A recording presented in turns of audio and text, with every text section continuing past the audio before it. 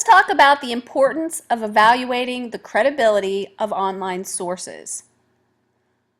Many students express a lot of frustration and displeasure with the idea that they cannot search for information simply by going to Google or Yahoo or any of these other search engines that are on the internet.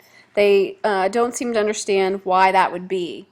And the reason why is actually in the title of this presentation, and that one word kind of really gives you an idea. That reason's credibility. You cannot trust the overall credibility of some sources that you find on the internet. So you, as a student, have to be able to assess the information you're seeing and determine if it's something that is usable for you or it is not. Why? Well, there are a lot of overt falsehoods on the web. What does that mean? Well, frankly, people lie. People put a bunch of crap that's not true.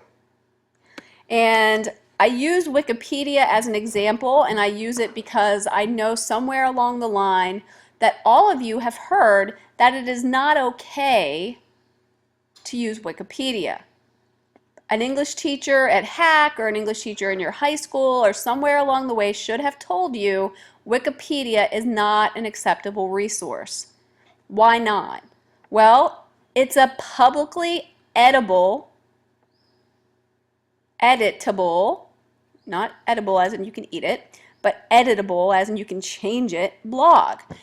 Anybody can go and change anything on Wikipedia. Now, will people come by and change it back? Yes, but there will be a lag time where that information will be on the internet and it will be inaccurate. Take our examples here. Sinbad and Miley Cyrus were both actually claimed to be dead.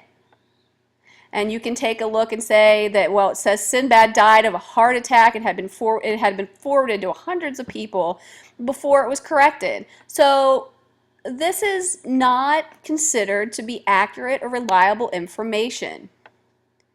Okay? Miley Cyrus reported to have died on their way to the Hannah Montana set. Never happened. These things were reported in Wikipedia, okay? So this is kind of to tell you that when you look at information on the internet, you have to be very aware of what you're seeing. So what can you do to assure what you're using is actually correct? Well, I have an acronym I would like you to keep in mind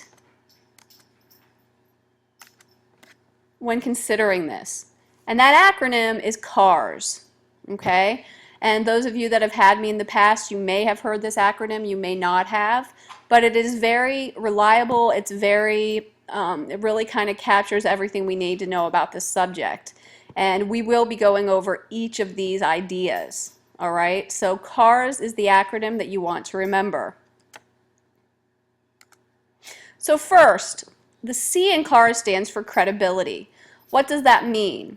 Well, it means that you should be aware of where the information is coming from and if that information is believable based on the source of the information. When you're going to do this, you're going to check on the URL, and the URL is what comes after the dot at the end of the website link. And you see that .gov or .edu are actually very reliable URLs. And the reason why is .gov is government and .edu is any sort of educational institution. These two are probably your most reliable. I think that .org is also. When we're dealing with .com, however, this is more of a commercial site. Now, I'm not going to say that no .com sites are reliable because I'm sure many are. However, if it is a .com site, you have to really be aware and you have to think about it a little bit more. You have to kind of do some digging and some a little bit closer consideration than you may have to with a .gov, .edu, or .org.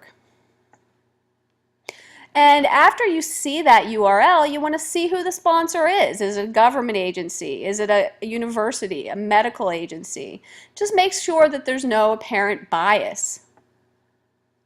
And the purpose. Why is that website in existence? Is it in existence to inform someone? Is it in existence to sell something? You have to be very well aware of what it is, okay, and what the purpose is. And using all these things, you'll be able to assess the credibility of that website. The A in CAR stands for accuracy. And this is basically looking over the source that you plan to use and determine if it has a sense of correctness. Is it up to date? If the source hasn't been updated for 10 years, is it really something you want to include in your information? Are there mistakes? We've talked in this class about the idea that in order to be taken seriously, we have to present ourselves in a professional way. If the website does not look professional, if there are very obvious spelling and grammar mistakes, do you want to use it? Do you want to use it for your source? You have to make sure that there is a sense of accuracy. The R in CAR stands for reasonableness. Okay, and when we're talking about reasonableness, we're talking about the overall tone of the source. Is the tone professional? Is it objective? Or is it angry and whiny? Is it offensive in any way? What about bias? What does bias mean? Well, does it lean more toward one side than the other?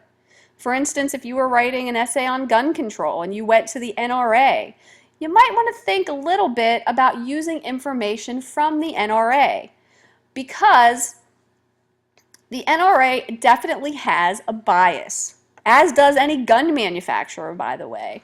You want to look more for a source that has a sense of reasonableness, that does not have a bias. And also, does it have a sense of logic? Does it make sense? Okay, there are some crazy and radical websites out there, and you just want to make sure that those are not what you're using for your essays. And the S in CAR stands for support. All right, and this means that it's sponsored by a reputable agency. This means that there's actually research that has been done, and that research is cited within the source. It's not just important for you as a writer to use sources. It is also important for the people that you are relying on to have sources, okay? So that's something you want to be aware of as you are looking at the different websites. And finally, that there is a contact information piece on this source, meaning that somewhere along the way, if you had questions about what was written in that source, you could actually refer to it. You could actually refer to the website and find someone to direct that information to.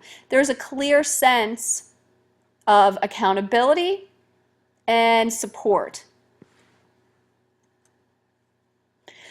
So, crucial information.